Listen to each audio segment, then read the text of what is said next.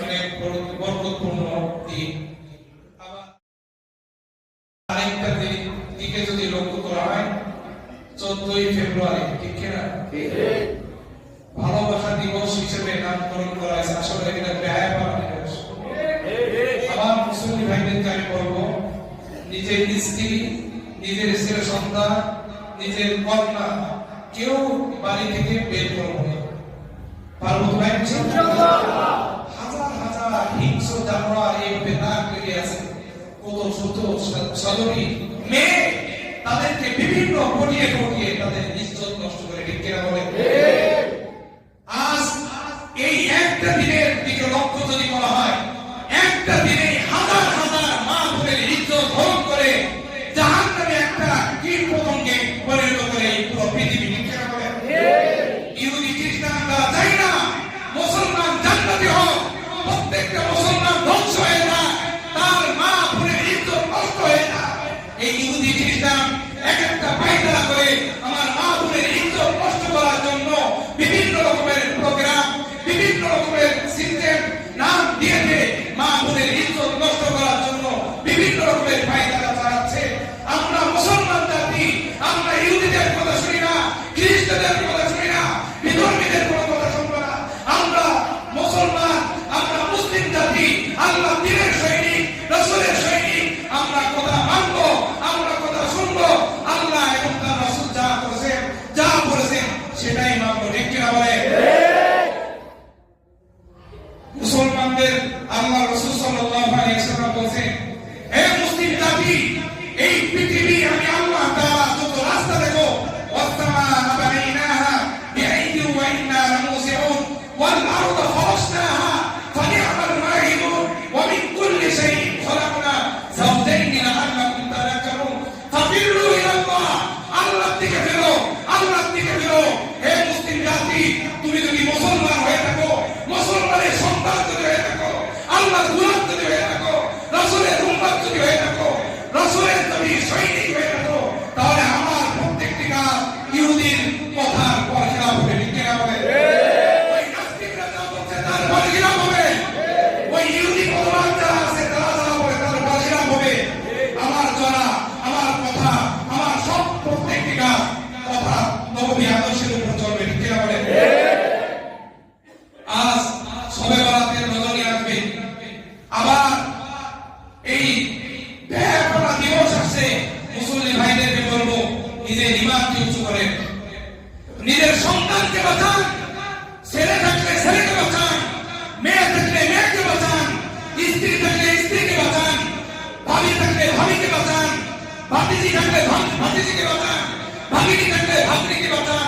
ও ভাই, আজ এই সমস্ত কর্মের কারণে আযাব আসে, গজব আসে, কিন্তু আল্লাহ তাআলা প্রিয় কিছু বান্দা আছে যাদের চোখের পানির কারণে, যাদের ক্রন্দনের কারণে, দিনের ব্যথার কারণে আসমান থেকে গজব নাযিল হয় না, আসমান থেকে বিভিন্ন বজ্রপাত নাযিল হয় না।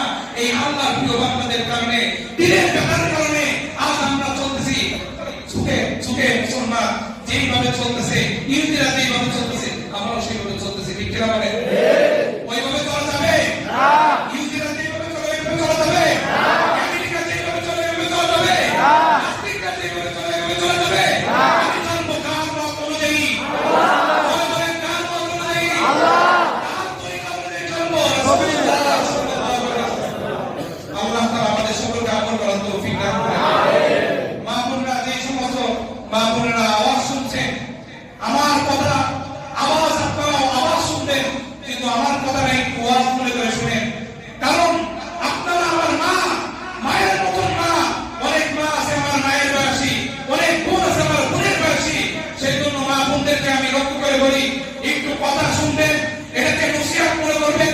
কিসসা কাহিনী এই সমস্ত বাদ দিয়ে, ওই আওয়াজ বাদ দিয়ে ওয়াজ নসিহত শোনার জন্য চেষ্টা করবেন।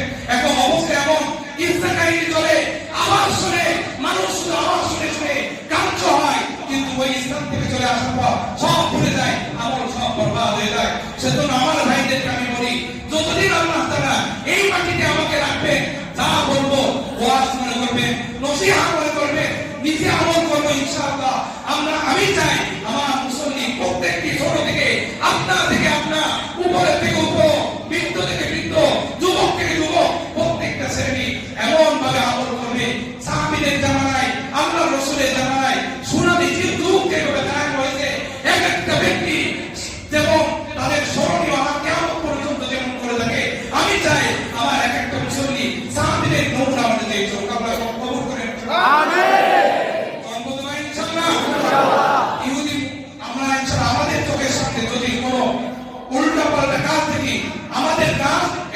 জবাব দেওয়া ভালো করে বুঝাই দেবো, কথা ইচ্ছা ইনশাআল্লাহ মহব্বত করে নিজের মেয়ে করে বুঝাবো তোমরা যে কাজ করছো এটা ঠিক নয়। যদি না করে ধমক দেবো, তারপরও যদি না মানে যা করার সেই ব্যবস্থা নেবো ইনশাআল্লাহ। আল্লাহু আকবার। আল্লাহ তাআলা আমাদের সকলকে বোঝার তৌফিক দান করুন। আমিন। কষ্ট না হয় না, রাগ করে না। আসলে নিজের পিতামাতা হয়ে সন্তানের ব্যাপারে যে পরিমাণ দরদ থাকা দরকার ওই পরিমাণ দরদ আজ নাই। যত দরদ করে হুজুরে যেন আল্লাহ তাআলা আমার এই দরদকে কবুল করে নেন। আমিন। এই দরদ এই ব্যথা নিয়ে প্রত্যেকটি মা বোনদের, প্রত্যেকটি বাবাদের, প্রত্যেকটি দাদাদের হৃদয়ের মধ্যে এই ব্যথা সৃষ্টি করে দেন। আমিন। জুমার দিন এমনি তো ফজিলতের দিন, আবার রাত আসছে শবে বরাতের রাত। আমরা ইনশাআল্লাহ বড় বড় জামাতের সাথে শরীক হব। অনেক কাজ আছে, বলার নিয়ে ছিল, সময় এমনি বাড়ছে। যাই হোক, রাতের বেলা মাগরিব থেকে কিছু আলোচনা হবে মা বোনদের লক্ষ্যে, ইনশাআল্লাহ ওইভাবে আমল করব।